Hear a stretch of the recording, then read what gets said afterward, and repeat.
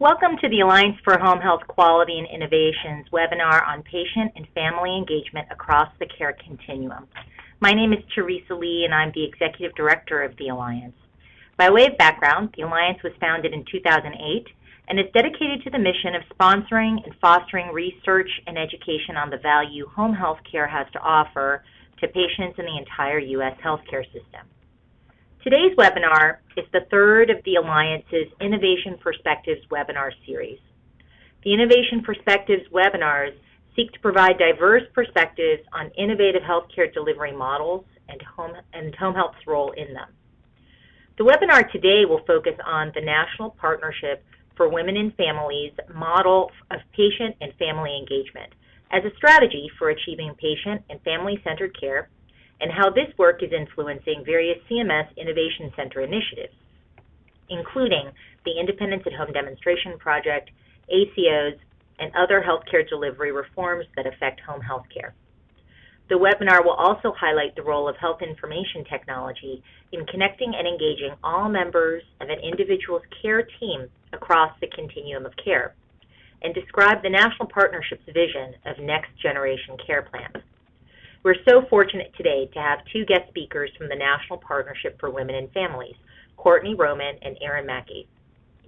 Courtney Roman is the Outreach Manager for the Campaign for Better Care at the National Partnership. The Campaign for Better Care is working to improve the quality, safety, efficiency, and patient and family-centeredness of the healthcare delivery system. In her role, Courtney provides assistance to consumer advocates and patient representatives involved in Affordable Care Act-related programs and demonstrations across the country, such as the Pioneer ACOs, the Comprehensive Primary Care Initiative, and the Partnership for Patients. In addition, Courtney also supports various healthcare stakeholders, including clinicians, providers, and staff, to understand and implement the National Partnership's model of patient and family engagement as a way of achieving quality improvement goals.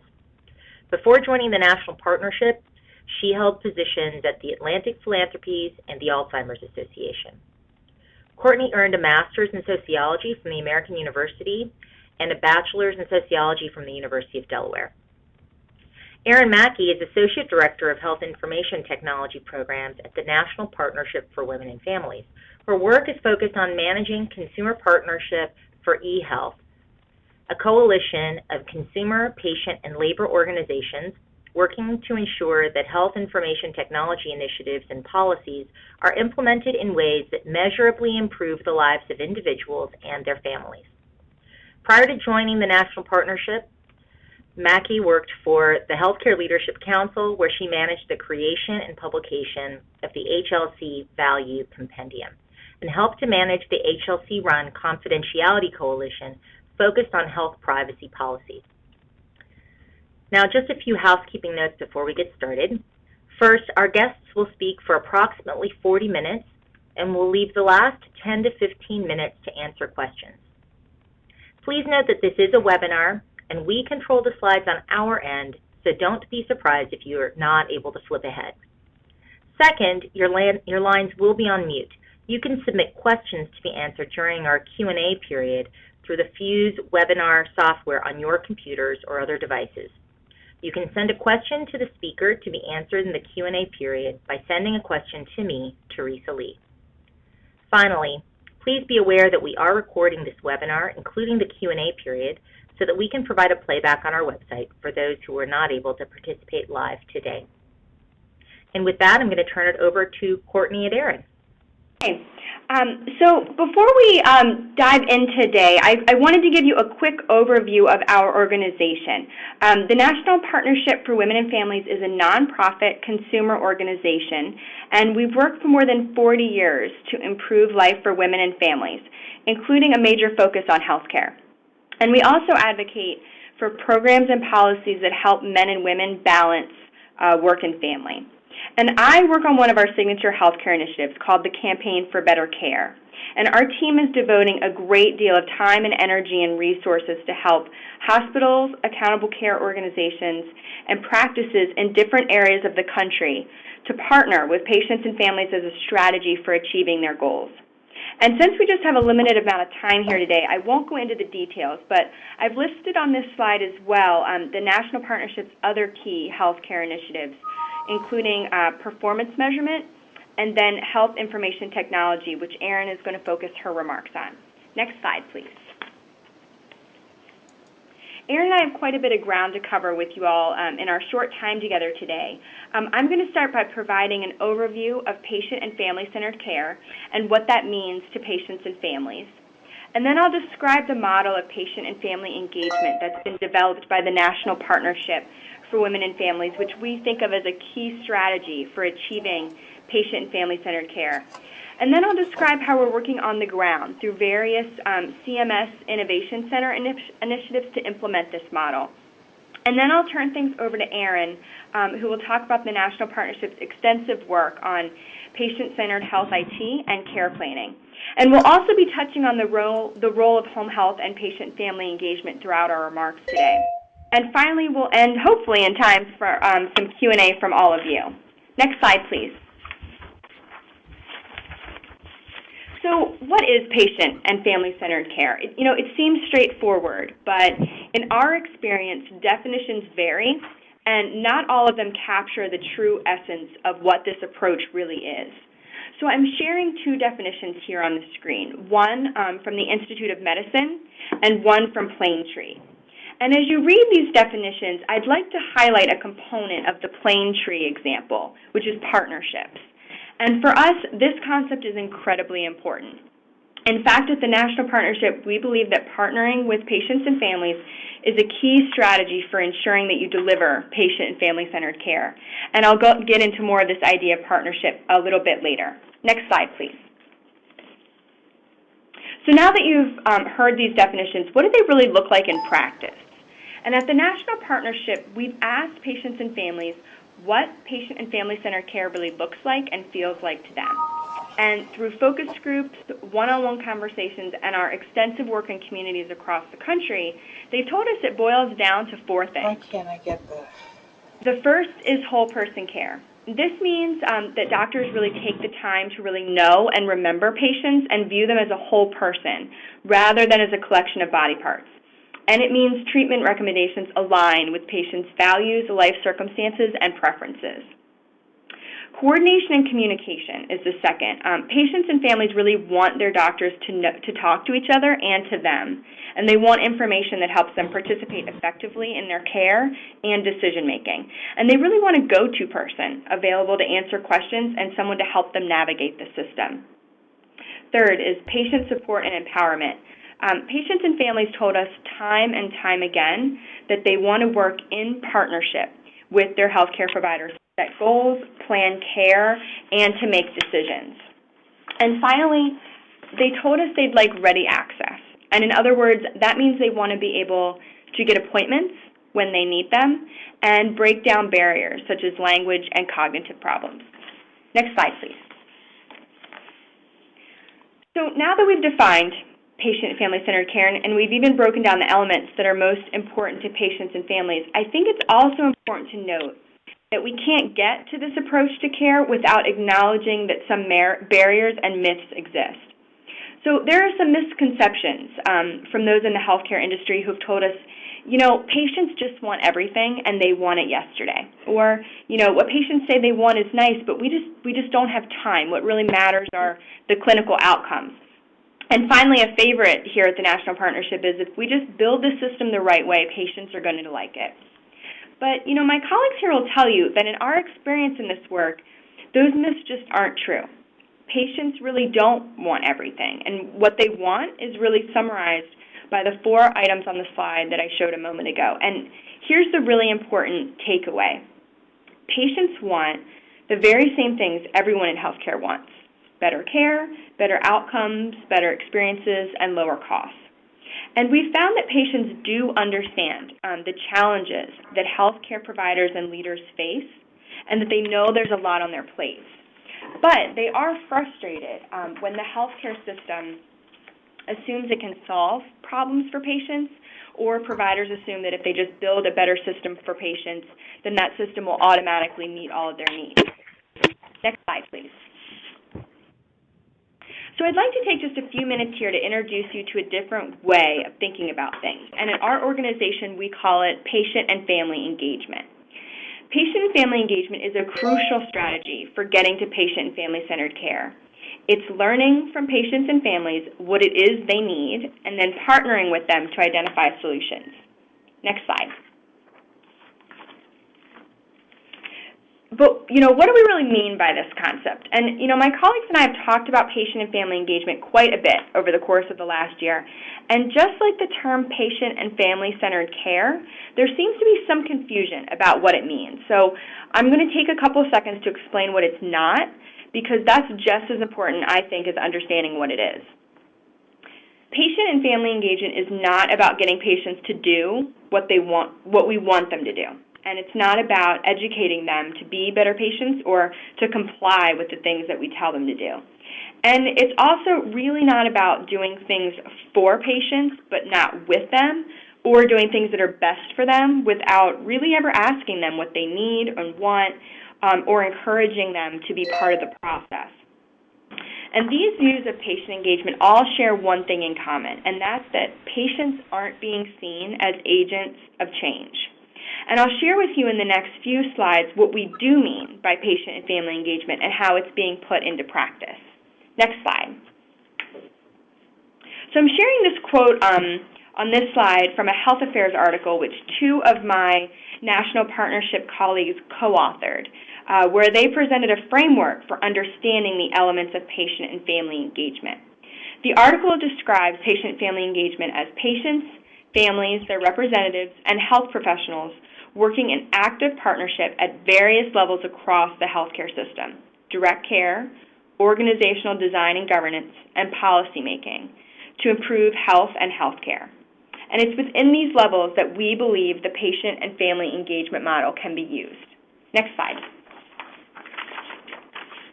So I'd like to drill down a bit more into each of these levels of patient and family engagement so you'll have a clearer sense of what they look like and how they work in practical reality.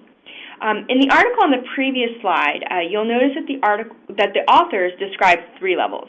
But our organization personally thinks there are 4, so I'll describe that one as well. So first, engagement in care means providers are partnering with patients to help them better manage their care and improve their health. And they're doing that through, for example, shared decision-making, joint goal setting, and developing care plans collaboratively. Second, engagement in redesign means patients are working with providers to assess processes in their facilities to identify gaps, and then working alongside them to develop and implement an enhanced process. Third, engagement in governance and policy means patients and families are sitting side by side with providers on committees and work groups to share their experiences and perspectives as policies are set for the facility. And patients and families are seen as equal and active members of the boards and bodies within these healthcare facilities on the boards such as for quality improvement and patient safety, for example. And fourth and finally, engagement in communities means that to the extent possible, providers are partnering with community groups in their areas and seeking their guidance and expertise in ways to improve care that works for the community. So the big point here is that by recognizing and understanding the 4 levels of patient and family engagement, you can see that there are opportunities for partnership and collaboration with patients and families across the care continuum. And in terms of patients who are receiving home health, which is an already patient and family-centered approach to care at its very core, thinking about opportunities to partner with patients and families at these levels could only enhance the care that's already being provided. Next slide, please. So now I'd like to share with you some of the concrete ways my colleagues and I are working on the ground with various healthcare facilities across the country to support them in implementing this model of patient and family engagement.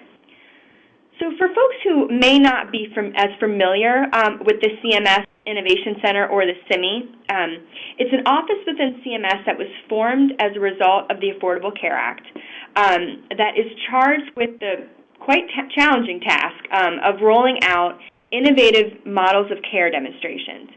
And my colleagues and I have been fortunate enough to work with CIMI staff on 3 specific demo projects where we've helped to shape the way patients and families are engaged.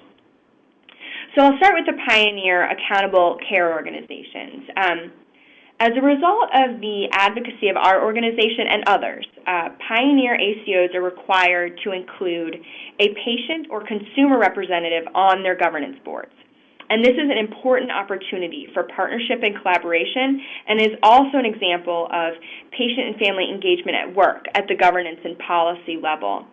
So at the National Partnership, we've provided technical assistance to both Pioneer ACO leadership and providers, as well as the patient and consumer representatives themselves to help them engage effectively in their roles. And furthermore, as ACOs move toward creating a more integrated system of accountable care, home health could have an important role to play in terms of patients' transitions. And I have one example that I wanted to share with you about an ACO we started working with about a year ago. This health system at that time was examining how to improve their home health services, and especially the way the home health care team interacted with patients and families, since much of their visit was conducted with the use of a laptop. And this was a great opportunity to encourage the providers to talk to their patients and families about how the laptops were being used and brainstorm ways to enhance the technology and use it as a tool rather than have it be a barrier between providers and patients, as some were indicating they felt it was. The second initiative is the Comprehensive Primary Care Initiative, or CPC. And for those who may not be as familiar with this initiative, it's taking place in 7 regions across the country, and it pulls together payers, primary care providers, and consumers to redesign primary care in their areas to be more coordinated, higher quality, and more patient and family-centered.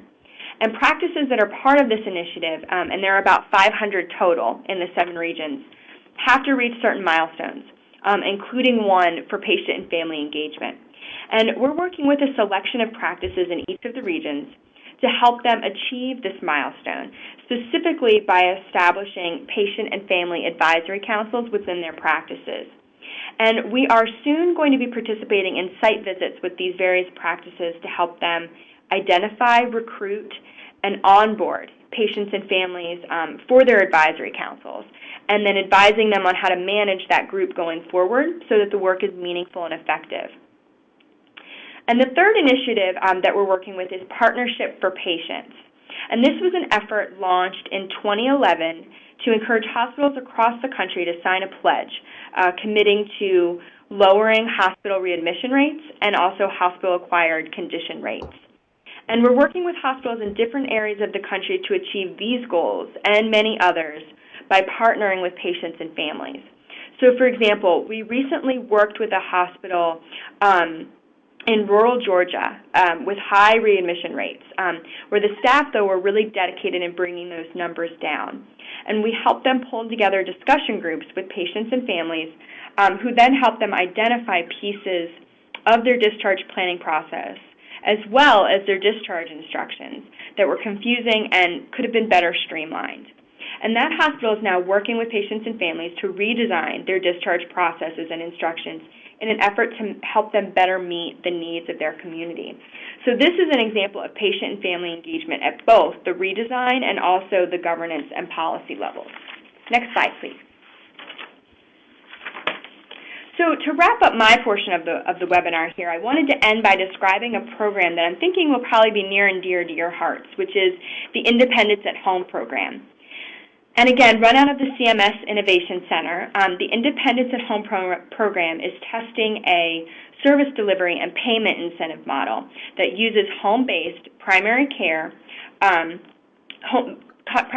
teams designed to improve health outcomes and reduce costs for Medicare beneficiaries with multiple chronic conditions. And the key element to know about Independence at Home is that the primary care that's provided at home is extremely robust. And it's a team-based approach with the patient and family at the center. So teams, of course, consist of physicians and nurses, but also social workers depending on the needs of the patient. So the idea here is not that just a small amount of the care is provided at home. Actually, much of the care the patient could receive in the hospital, so x-rays and tests and imaging, et cetera, can all be done in the patient's home. And Independence at Home teams work with patients on tailored care plans and also recognize patients' medical but also their personal goals. So, for instance, that may mean a patient being able to walk to his mailbox or, walk down the aisle at her granddaughter's wedding next spring.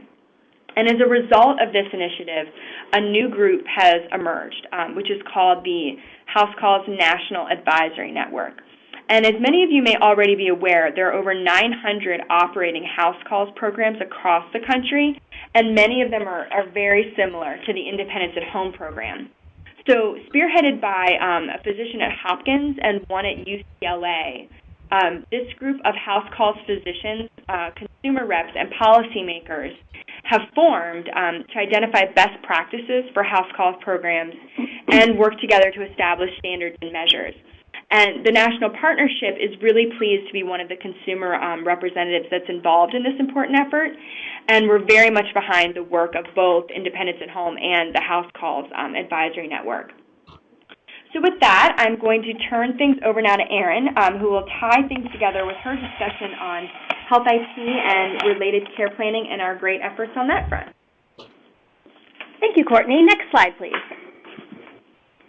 So my name is Erin Mackay, and my job, as Teresa mentioned, is to manage the Consumer Partnership for eHealth, which is a coalition of consumer, patient, and labor advocates working to advance patient and family-centered health IT policies and practices. And our coalition members played an instrumental role in the work on care plans I'll be discussing today. Next slide.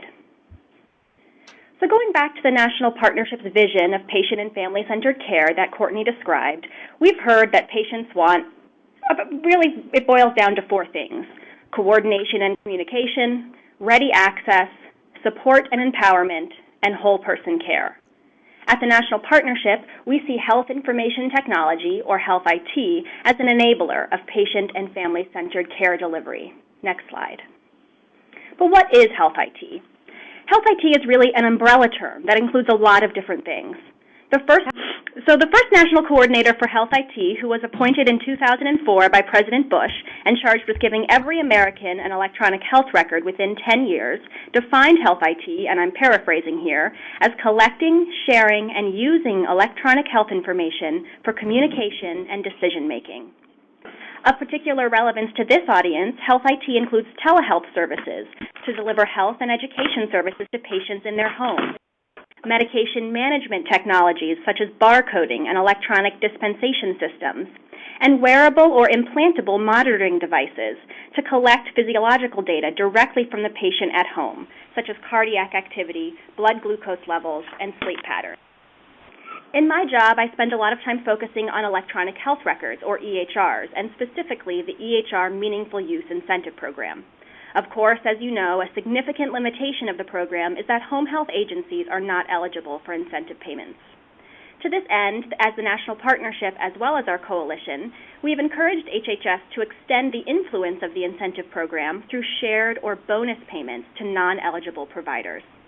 We've also advocated for voluntary certification programs to develop and align standards so that we can make sure that everybody is using the same technological language so providers across the continuum can talk to each other and exchange information. Next slide. So health IT has the potential to really revolutionize the way our healthcare system operates. It can help providers maintain up-to-date electronic lists of patient health conditions, diagnoses, medications, and allergies, as well as the tools to organize and act on that information, like clinical decision support tools that enable doctors to check that med list for drug-drug or drug-allergy interactions. Health IT can also improve the quality and safety of care. One way is by electronic prescribing, which allows providers to send prescriptions electronically to a patient's pharmacy of choice, reducing wait time for the patients and eliminating handwriting errors. It can also facilitate new models of care like ACOs and patient-centered medical homes, many of which depend on electronic data collection and sharing to provide a more complete picture of a patient's health and the care received. Next slide, please. I mentioned at the outset of my remarks that I work on advancing patient-centered health IT policies and practices. But what exactly does that mean? Yes, improving the quality, safety, and value of care benefits patients as well as providers. But Health IT can also be used to engage with patients and families directly, giving them the access and tools necessary to be active partners in their own health and care. That's why we work on making sure that Health IT implementation and use is also meaningful to patients and families and brings about a real difference in the way they experience care. So when we say patient-centered Health IT, we mean things like timely online access to comprehensive health information, medical records, test results, and even provider progress notes. Secure online messaging so patients can ask providers questions and share concerns at their convenience. And electronic tools and apps to collect, use, and share health data, such as family history, current medications, side effects, allergies, and even the content of advanced directives. However, it's not just enough to offer online access and tools. They should also be linguistically and culturally appropriate. Access to health information is critical, but that access becomes less meaningful if you're one of the 25 million Americans with limited English proficiency and your health records are only available in English. That's why we advocate the ability to view and download health information in the patient's preferred language.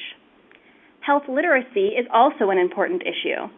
Summary of care documents, discharge instructions, and educational materials should all be written in plain language with limited medical ease.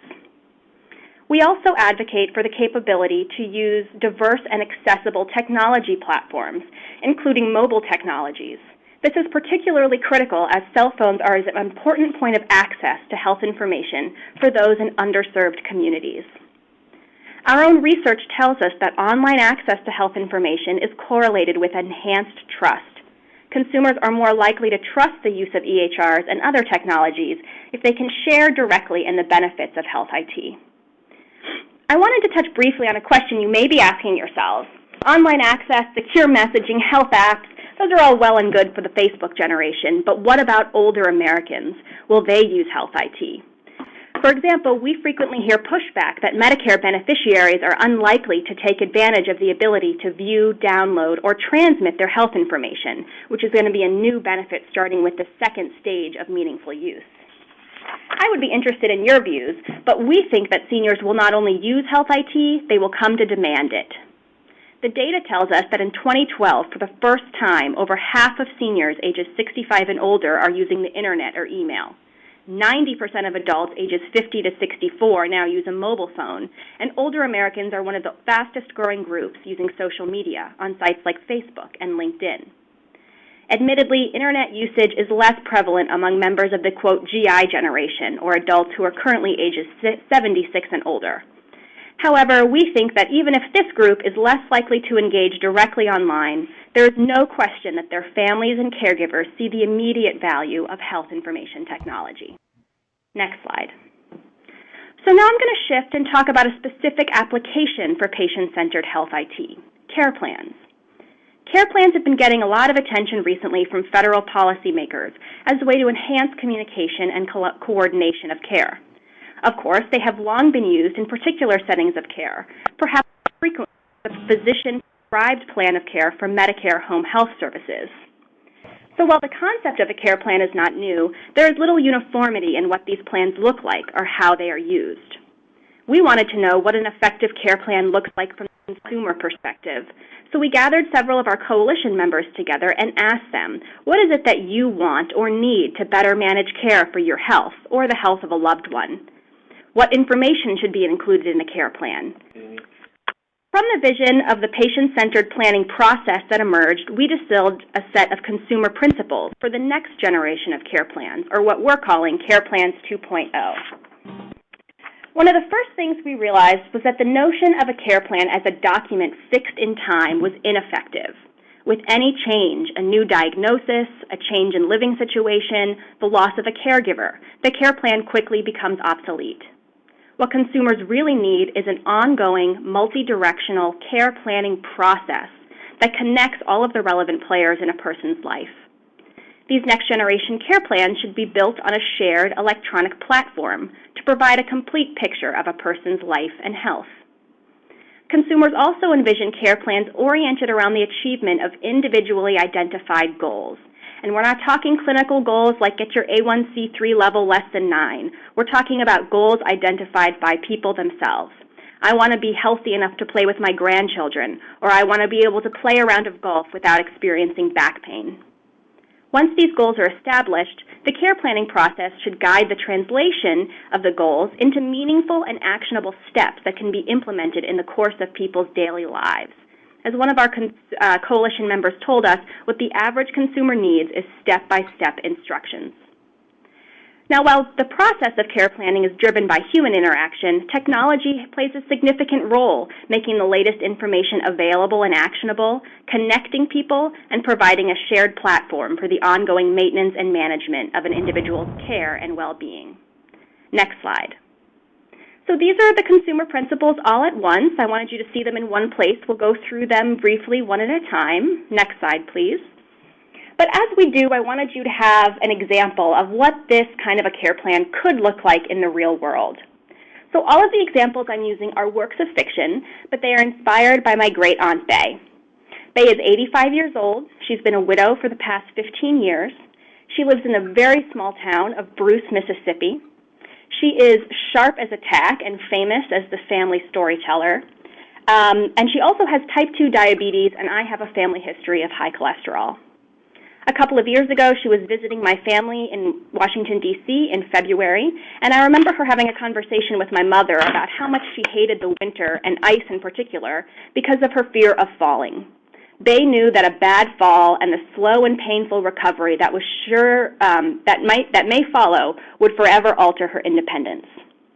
So my hypothetical care plan is built around Bay's goal of avoiding falls and living independently. Next slide. So the first principle is that care plans should be goal-oriented, dynamic tools rather than static documents. We've talked about the importance of orienting care plans around consumer-identified goals, both the identification and achievement of goals. They should also be dynamic, constantly updated and refreshed with the latest information to provide a 360-degree view of the person. And they are tools, which really gets to the point that this is an ongoing process. The care planning process identifies goals and then provides directions for meeting those goals. So if we think back to Bay's goal of avoiding falls and living independently, yes, she has type 2 diabetes and most likely high cholesterol, but this goal, avoiding falls and living independently, is what resonates with Bay. So let's orient the care plan and any supporting clinical recommendations from that perspective. So what are some action steps that may help Bay avoid a fall and prolong her independence? She could increase her strength, flexibility, and aerobic endurance, perhaps walking to the end of the driveway every day for a week, and eventually increasing to down the street or around the block. She could lose a little bit of weight, make it easier to get around and relieve pressure on her knees, so maybe she starts by eating 2 fruits and 2 veggies a day. She could get her eyesight checked and get new glasses, buy new sneakers to make sure that she has sure footing, and ask her caregivers to help fall-proof her house, tacking down carpets and installing handrails. All of these things, these action steps, will help Bay avoid falls, but they will also help to address underlying clinical. The second principle is that care planning and tools should facilitate decision-making and specify accountability. And again, we want these care plans to help keep track of progress made by all of the members of the care team. Has Bay been completing her daily exercise? Maybe it's time to bump up from walking down to the end of the driveway to around the block. Has the primary care doc issued a referral for a nutritionist? Has the family caregiver installed a handrail or driven Bay to the optometrist for new glasses? Eventually, we also see care plans as being able to connect to clinical decision support tools so that clinicians are able to receive automated prompts based on patient-specific preferences, clinical information, or identification of high-risk behaviors. Next slide. The third principle is that care plans should identify and So for care plans to be helpful and effective, they have to be realistic. We need to understand where people are coming from and meet them where they are. So things like cultural differences and perspectives on faith, these all inform an individual's perspective on health and health goals and the implementation and ultimate success of any care plan. Relevant information should be captured and updated regularly. Consumers also think the care planning process should proactively identify any barriers or obstacles to achieving their goals, life speed bumps that are likely to get in the way and slow down progress. So, for example, in Bay's case, the lack of transportation and the fact that she's no longer driving makes it difficult to get to doctor's appointments. But perhaps the hospital offers a shuttle bus, or her church organizes trips to the local hospital once a month. Another barrier would be her Southern diet. Recommending a vegetarian diet for my biscuit and gravy-loving aunt is probably never going to happen, but maybe there's a nutritionist who can recommend light versions of her favorite Southern dishes. As much as it's important to forecast barriers, we also want to be paying attention to existing facilitators, the resources and support systems that will help to reinforce an individual's efforts to get and stay well. The presence of an active and engaged caregiver is generally considered a crucial facilitator. Next slide. The fourth principle is about secure access and emphasizes the fact that consumers desire for care planning that is a team-based process, which connects to any and all individuals that patients view as necessary to either develop or contribute to the care plan and report progress against it.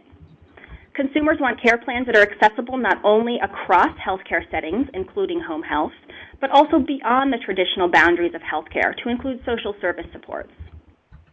Care plan members should also be able to initiate modifications and record progress related to care plans, including new barriers to achieving goals and changes in circumstance or lifestyle.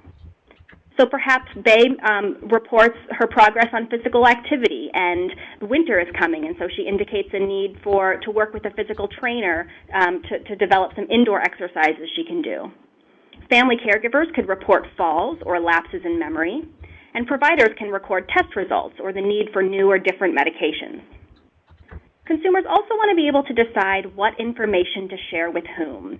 So there may be a lot of different information included in Bay's care plan. She may have included information about her end-of-life wishes, but she may not want to share that portion with her nutritionist, for example. So consumers want to be able to decide what information to share with whom. And because there will be many different people using the care plan, all with different perspectives, it's critical that they can be organized or customized differently to accommodate different needs and priorities. Bay's primary care physician will need more medical detail than her family caregiver, for example, and care plans should have different viewing modes tailored to those needs. Next slide. The last principle is that every individual would benefit from care planning and tools, and there was a lot of discussion and debate about this principle.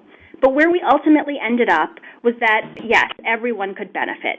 We plan for so many other important things in life, vacations, retirement, and yet too often wait until a crisis to actively engage in health and care planning. Of course, we recognize that care planning should initially be prioritized for individuals with the greatest needs for coordination and planning, such as those with multiple chronic conditions or disabilities. However, consumers envision the approach to care planning as evolving from episode or illness-based to all-encompassing health and wellness planning.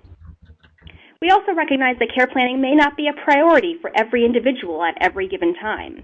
Maybe a woman develops a care plan to help guide her through her childbearing years, picks it up years later if she develops a chronic or other debilitating condition, and again at the end of life to guide her advanced directives. Care plans should be able to be initiated, or the planning process should be able to be initiated and suspended based on the unique needs and preferences of an individual. Next slide. So where are we now? We've been working over the summer to secure organizational endorsements from our coalition members and are planning a formal release of the principles in this fall. Of course, there are challenges that remain to the kind of patient-centered planning process that consumers envision, including technical challenges to make sure that the standards necessary exist, as well as the tools to effective and efficient person-centered planning, policy challenges to build in requirements for care planning to federal programs. We are particularly using the Meaningful Use program as a launching off point to catalyze action and attention to this issue. And lastly, culture change, to change our view of patients as passive recipients of care to equal partners in their health and care. And we hope that the consumer principles will serve as a sort of guiding light as the technical, policy, and culture issues are tackled in the coming months and years. Next slide. So to tie everything together, a patient and family-centered health and care planning process at its core is entirely about collaboration and partnership. In my opinion, the cultural barriers to this kind of engagement may be the most difficult to overcome. Too frequently, we view patients as passive recipients of care, as I've said. And when we want them to engage, we only talk about engaging in their care, not engaging in the design or governance of the very patient-centered system or tools that are supposed to serve their needs. In conclusion, we can't talk about patients anymore. We have to talk with them, and that's what we do at the National Partnership. And with that, I'll turn it over to Teresa to moderate Q&A. Thank you for your attention. Thanks so much, Erin and Courtney. So I've got a quick question. I'm just going to welcome everybody to enter their questions through the in-meeting chat box. And you can direct your questions to me, Teresa Lee. But just to get us started on a question, I found, Courtney, your description of the 4 levels of patient and family engagement really interesting. And you'd mentioned that the National Partnership is very involved in several of the key CMS Innovation Center demos. I'm wondering if you're finding that these demos are able to address all 4 of these levels of engagement, and whether or not CMS has been able to work well with all of its multiple demo sites to ensure what you guys consider true patient and family engagement. That is a really good question. When it comes to the policy, I would say CMS is, absolutely committed to patient and family engagement. And I feel pretty comfortable saying that because as an organization, we were frequently in contact with CMS as they developed the initiatives that I was describing earlier. And we're able to help to shape the aspect of the programs. I feel our voice was heard in terms of why patient and family engagement is of critical importance, and I think we know we were heard because, as I mentioned, they're programmatic components of each initiative with a focus on patient and family engagement. But to really answer this question, it gets a little bit more complicated when we're talking about patient and family engagement within the actual facilities. And, we found that the majority of facilities that we work with are really eager and excited to do this work. And they understand that it's not only the quote-unquote right thing to do, but it will really also improve their outcomes. But not surprisingly, there is variation among facilities. In some cases we found facilities that have been doing this work at some level or another for a little while, but now they're realizing the benefits of spreading it to take it on at a different level, or to spread it into a different department or a different part of their facility. And we're also finding that there are some facilities who thought all along that they were engaging patients and families. And when they hear us talk about it, they'll say, well, we're already doing that. And then they hear the different levels, and they come back and say, oh, okay, we weren't quite there. That's all right. We're gonna reset, and we're gonna start it now. So that's really encouraging, and it's been interesting to see some of those light bulb moments go off. So we take the approach of meeting the facilities wherever they are, and whether that means they're just starting, they're pushing it a little bit further. And the really good news is that at the end of the day, these facilities are participating in an area of work, meaning patient-family engagement, that we weren't talking about really 5 years ago, and that we really weren't even talking about in this way a year ago. So no matter how you look at it, they're really pioneers in this regard, which is very, very exciting. That's terrific. The one thing I want to just flag for you guys is that we as the Alliance for Home Health Quality and Innovation have been have a lot of members who are involved in various different healthcare delivery system reforms. Many are involved with ACOs, bundled payment projects, patient-centered medical homes, and the like. And the one thing I would flag for you guys is that, we would really, I think the home health community would really enjoy maybe some of that sort of, hands-on, interaction with some some of the folks from your organization so that we can make sure we're approaching patient and family engagement the right way. We're not, unlike I think a lot of the other organizations you've been dealing with that are facility-based, home health is really community-based. And right. So I think that, and you pointed this out during your presentation too, I think that, because we're community-based, in many ways we're more in touch with what it means to try to really and truly engage with patients and families.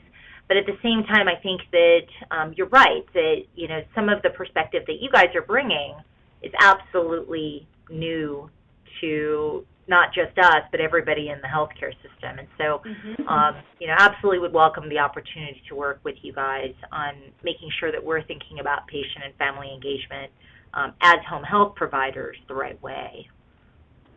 Yeah, I think that would be great, and I think it makes a lot of sense, and I definitely think we should continue this conversation for sure and see where there are opportunities to partner, because I think they're absolutely there.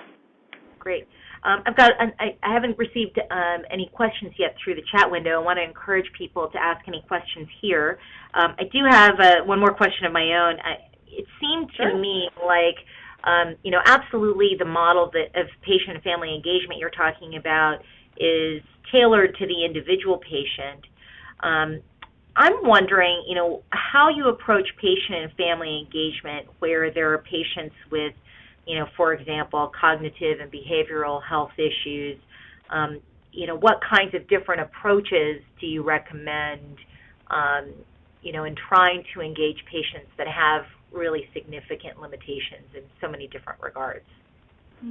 Yeah, I would say for sure that patient and family engagement can and really should be tailored based on a patient's condition, and I'm sure as home health providers, this audience is frequently working and providing care to patients who may have cognitive, behavioral, or other health issues that could make it really challenging for the patient themselves to be participating in, let's say, a patient family advisory council or advising you on how to redesign some of your care processes. So, I would say in that case, though, you would still, of course, want to be able to hear those perspectives from that patient. So it would be a great opportunity there to tap into the family caregivers that are taking care of that patient when the care isn't being provided in the home. And you would want it to be someone who's definitely intimately familiar with the patient's experiences and their perspectives. And so it might be in that case that you get the caregiver's feedback. If they were to serve on a patient family advisory council or advise you in different ways, so that you're still getting that voice, even if the patient themselves can't necessarily speak up or participate. Great. Thank you. This is a question for Erin. I thought that, that the concept of the care plans that you outlined, was really interesting to me. And I know that there are a lot of different groups discussing the concept of a care plan. And of course, as you pointed out, home health, in home health, the Medicare program requires that each Medicare beneficiary have a home health plan of care that's signed off by a physician. And I know that, the HIT standards and interoperability community has also been discussing this concept of a care plan. As I've been thinking about it, I'm interested in your thought about what it is that the national partnership is trying to make sure and drive home, to the extent that we're actually going to realize this vision of a care plan. Are there some, really critical pieces that you see that are missing that we really need to make sure we get integrated into a health information exchange, I guess, ultimately? Yeah, sure. So, you raise a very good point. First of all, we are not trying to reinvent the wheel. We know that care plans, like I mentioned, have long been in use. We're just trying to bring a new perspective and share what it is that consumers and patients and families would want to see from this process. Particularly with regard to the work of the S&I framework, as well as several work groups and various committees in the Office of the National Coordinator for Health IT, which is the agency that's responsible for overseeing the Meaningful Use Program. These discussions continue and, in fact, have been ramping up. The S&I framework particularly is focused on making sure that the technology is able to make our dreams come true, basically. We see our goal and the care planning principles as really a philosophical document, or as I mentioned, a guiding light. We know that we are not that close to the vision that consumers have of a patient-centered planning process, but we nonetheless think that it's important to have a vision that we're all working towards. And so we have been interacting. I have given a similar presentation to the S&I standards framework. We've gotten this work in front of, again, various ONC subcommittees and work groups to make sure that as they do the hard technical work of making sure that the systems are able to collect this information from patients, are able to connect the various stakeholders that are involved. Right now it's difficult enough just to get patient inputted or patient generated data to providers. And so when you talk about widening that scope to even beyond the healthcare system and including social service providers like social workers or physical therapists, that tends to make people nervous because it's not something that's been on most people's radar. But again, we just think we wanted to articulate what consumers and patients needed so that as the systems, the technology, and the policies are being put into place, we can keep these things in mind as we build the systems. We have a really unique opportunity here to build the system from the ground up the right way and in a way that enables this kind of engagement and not have to go back later and retrofit it. So that's what we're hoping. That's very exciting, and I think that it's really a huge opportunity for everybody in the healthcare system. The thought that maybe you could build into health information exchange and all of the constructs for health information technology, the key building blocks to really make communication seamless and to make communication that makes, to really create the basis for communication that makes sense for patients, right, and for families, and for everybody. It's great. If you, just out of curiosity, have you also been having those conversations with the HIT vendors? Because, I know that, from a policy standpoint, of course, ONC and, the standards and interoperability, right, both the S&I framework are key. But I can't help thinking that at the end of the day, it's the vendors who are going to have to really do the work. So have you all also been communicating with them?